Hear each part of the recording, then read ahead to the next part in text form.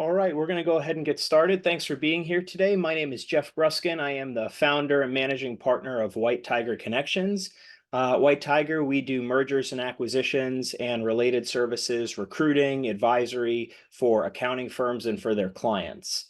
We've been in business about 4.5 years and very happy to be talking with you today about strategies for retaining clients during and after a transition. Transition meaning a sell side situation, a merger situation, or a buy side situation, which involves some integration with your clients as well. So we've done a lot of deals where I kind of a couple different categories that we're going to talk about. So the first is if you are a seller and you are on your way to retirement, and the sale that you're going through is dedicated specifically to giving you a transition out of the company. So that's category one, is the succession situation. Category two is the merger situation. So, maybe you're selling your firm, maybe you're doing kind of a valuation of your equity against the valuation of equity of the buyer. This is more typical for kind of a longer tail acquisition where there's still going to be one party who is, usually it's the larger party is going to be in control, combined control, have more equity over the combined entity. But this is the second situation, usually more time attached to that in the merger situation than the imminent acquisition where one of the parties is out the door. So situations one and two. Situation three is you're a buyer, and the integration of other firms into your practice has implications on your clients as well. So situations one, two, and three. So we have succession, we have merger, and we have you're the buyer, acquiring companies. All three of these situations, your clients are going to feel the affects of the transition that is underway. But what we want to ensure is that the client experience is as minimally affected as possible. So that's the goal that we have. So how do we do that in each case? Well, the first thing that we want to talk about is client optics. So client optics is at some point, especially in situations one and two, where you're either being acquired or you're merging into another company, your clients are going to need to be informed of the combination that is happening. This is more true, obviously, if you are being acquired in that first category because you are on your way to an eventual retirement.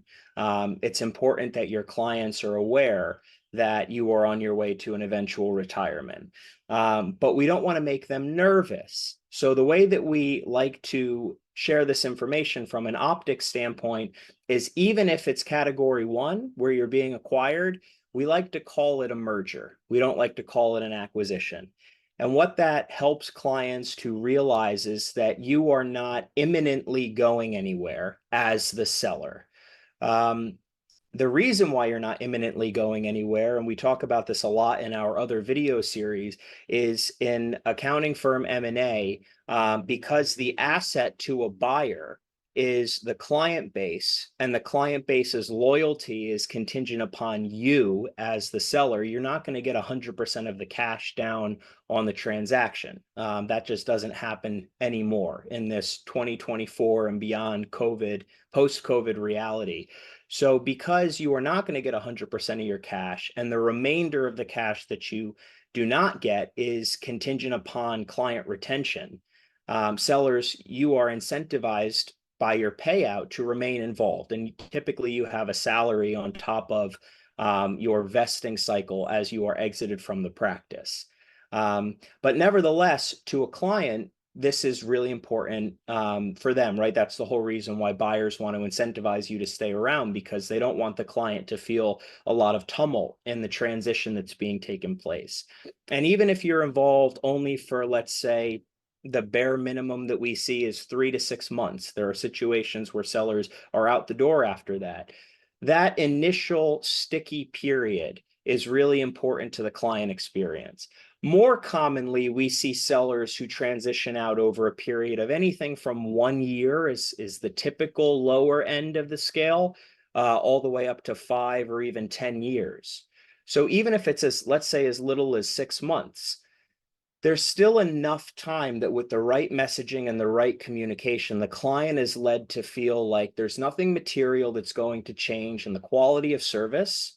And there's enough time, a little bit of time, right? That's why we like to see a little bit longer time where they're going to have the opportunity to build that trust, which is so important to them with the successor to you inside of the combined firm that's going to be taking on ownership for their account. Excuse me. So that's common in the succession scenario. We like to see a little bit of that timeline. We like to call it a merger. In the second category, where it is truly a merger in the financial structure of there's no cash exchanging hands between the buyer and seller, it's just a relative valuation of equity, and then that combination, that's a true merger for financial sake. We can call it a merger, truthfully, and it is. And typically, there's less of a fear around you leaving, because if it's a merger, you are not planning imminently to retire. There's a longer tail attached to it, but there's still going to be concern from clients because are there going to be new systems? Is there a new portal that I now need to learn how to log into? There's concern about, is the same person on your team going to handle inquiries that I make on my way to getting to you, the partner or the owner? So there are process concerns which clients may have. These are highly surmountable by your level of comfort. And this is the most important point that I'm going to make in the session today. Your comfort in the way that you communicate about the transition to your clients is the most critical factor in their retention and in their positive experience relative to your transition. I'm going to say that again. Your comfort with the transition and the way that you communicate to your clients is the most important part of them remaining involved, remaining dedicated, remaining as committed to the combined firm as they are to you right now. When it's like the pilot analogy, the pilot who comes over the loudspeaker when you're going through turbulence on a flight and who says, everything's okay, folks, we have it under control, it's going to be a little bit choppy, you don't need to worry about it, trust us, and then cracks a joke about St. Patty's Day. You feel pretty good, you have a chuckle, maybe you're a little bit uncomfortable in the seat, but you get to the other side of the turbulence and it's okay.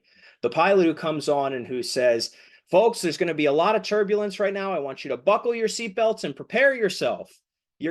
Blood pressure is going to go through the roof. You're going to see the person next to you turn chalk white. That's what we want to avoid. We want your clients to have an experience of comfort and that everything is going to be okay, that their questions are going to be answered. And I'll shamelessly sell myself here. This is one of the advantages to working with an advisor like us when you're going through a transition, either on the sell side, the merge side, or the buy side, because we can help you to feel confident about the transition, that everything is going to go as seamlessly as possible, which will make it very truthful and believable by your clients when you tell them that everything is going to go as seamlessly as possible. Some of the potential roadblocks we already talked about, but I'll go through them again. We want to make sure that the operations and the workflow distribution is relatively seamless, certainly as it appears to your clients. And this is also important in how it appears to your staff, and eventually how it actually is for you, the seller or the smaller of the merging parties. The technology situation, more about staff and internal operations, but even clients there, you could have, as many of you know watching this, you could have a lot of net worth and be totally incapable of logging into a new portal if you've been trained on a previous system. So there are some technology implications, but usually we can surmount for those. But if it's important enough to you that your clients remain on exactly the same technical system, we can help to create that as a reality in the combined firm, and somebody who wants to buy you bad enough will as well. What else? Technology and workflow are the most important things, and then just general client expectations. So are there certain cadences of communication that your clients expect? Are there certain cadences to the check-ins that you have with your clients on a monthly or quarterly or annual basis, whether it's in an accounting services capacity or a tax advisory capacity? How does information collection typically go in the lead up to tax season? How does billing work? Most accounting firms bill retrospectively. There are some firms now that are billing retroactively. So things like this are important in an evaluation process. The moral of the story, the bottom line is that these are surmountable challenges. And with an advisor like us, or with an advisor like I'm sure many of you have in your network who have dealt with accounting firm M&A before, you can be benefited. And I'd suggest that you go that route, at least have a conversation with somebody. Let's talk a little bit about some of the implications that exist on the buy side from a client experience standpoint. We have a firm we're working with right now in California. They're about a $10 million top line firm, and they are considering making acquisitions for the first time. This firm was recently purchased by its new owner. So it ran independently. It got to about 8 million in top line revenue. That owner sold and retired, and now it's about 2.5 years into the new ownership with a younger CPA. And this individual, the younger CPA, is now considering making acquisitions again. So we're dynamically in conversation with him as of the recording of this video. And he is concerned, I think rightfully so, that there's going to be some adjustments that his clients may go through in the acquisition of another firm, because part of the reason that he is looking to acquire another firm is not only for the book of business that they have, but also he's looking to acquire a healthy staff infrastructure, because he's growing faster, as are many accounting firms, and they have the capacity to handle that work. So there's going to be a combination of factors that is fueling this decision for him: revenue, AKA clients, and staff and infrastructure. And so as that infrastructure, which will be significant, is combined into his practice, there are going to be some growing pains. And will those growing pains affect his client? So I think for him, the answer is yes. And this is the scenario where the buyer is going to have material implications in an acquisition scenario for their clients as well, because he's looking to acquire established firms, right? And to bake those into his practice. That's different than looking to either acquire established firms and leave them to operate with relative autonomy. That's a model which should not have material impact on the platform firm's client experience. Or if you are looking to acquire smaller firms that are maybe understaffed and are going to leverage the combined capacity of the platform firm, then of course it's the platform firm which is already well developed and sophisticated and has that infrastructure that the firm that's being acquired is then going to adopt and become a part of. So these are some implications. You know, we deal with a lot of buy-side situations in public accounting, as well as in RIAs or even in private equity, who are acquiring an accounting firm either for the first time, or they're looking to acquire an accounting firm. Like I said, this could be public accounting as well, acquiring an accounting firm because they want staff, they want infrastructure, they want a firm which is running well already. It's not just about the client base or the revenue, the book of business. So if you're acquiring infrastructure, it's definitely going to affect your client experience, because you're looking to have your client experience affected by the acquisition that you're making. The question is how, and this is a dynamic, not one size fits all model. It depends on what the experience is that you're looking to provide. If you're an RIA and you're looking to get into the tax business because there's combined service possibility in your existing book of business, and maybe you're also looking to upsell on a tax book of business, we see this quite often. What client experience do you have in mind? So you should always start with the end in mind, regardless of where in the market you are. And then a good advisor, or even an internal stakeholder who you select to help facilitate this process going smoothly, can help to take a firm that's in a certain situation today, look at it as a possibility, and then reverse engineer what is going to be necessary in order to get them as close to the vision that you have as possible. And as is the case with all things, the way that you want it on paper and the way that it actually is, it's usually going to end up being somewhere in the middle. So you need to think a little bit about what you're willing to flex on.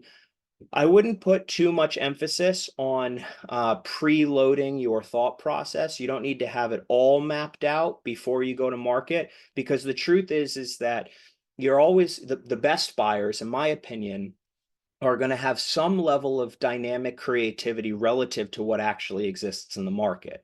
It's easy to say that you want to acquire firms that are, if you're a private equity company, that are above 5 million or 10 million in gross revenue, that have a very particular business model or a very particular client base.